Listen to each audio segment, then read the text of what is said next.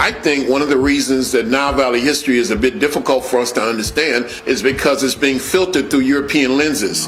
That Europeans have come and studied it and written books about it, and then we find ourselves reading those books and studying them. We're not able to understand African reality. I think that in order to understand ancient Egypt, we have to be able to understand contemporary African culture, because ancient Egypt was an African civilization, and we cannot fully understand it through the eyes of white people. Now, this is King Khufu, and this has recently been identified as the primary pyramid builder on the Giza Plateau. And this is the son of Khufu, who also built a pyramid, or began a pyramid at a place called Abu Rosh. And this is King Khafre. This is in the Museum of Fine Arts in Boston. I don't think people really want the truth.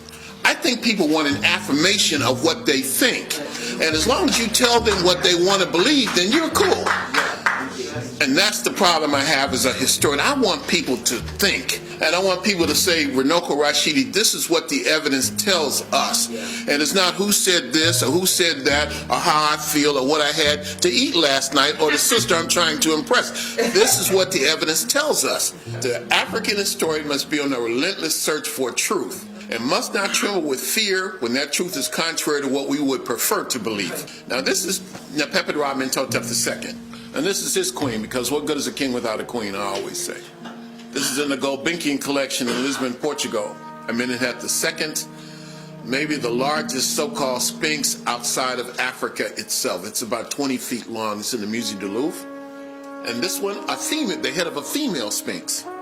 This is from the 12th dynastic period. And this was actually taken out of Africa in ancient times. You see, the problem is, I think, we've been taught to despise Africa so much that even when we see the obvious, a lot of us reject that. His name is Nalmare Amenhotep III. The idea, the bigger the ear, the more you could hear, the more you heard, the more you would know, the more you knew, the more power you would possess. This is at the Fitzwilliam Museum in Cambridge. We think his name is Amos Sapar, and he was a prince. This beautiful, well-preserved piece is Nebmar Amenhotep III in the British Museum. Maybe the most powerful king in the ancient world. This is in Leiden in the Netherlands. Can't get any more African than that. We could call him, he's been called Egypt's dazzling son, Amenhotep the Magnificent. He reigned for 38 years. This is Akhenaten's daddy, Nefertiti's father-in-law, Queen Ti's husband, King Tut's grandfather, Akhenaten, the world's first man of nonviolence.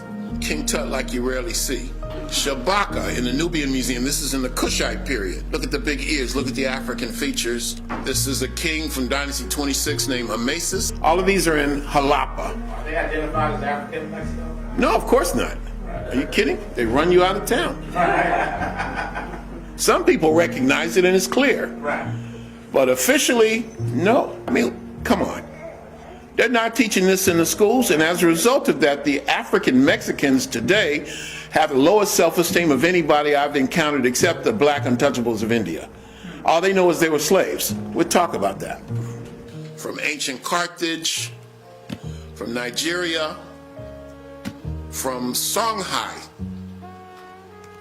from Nigeria, and now we go around the world.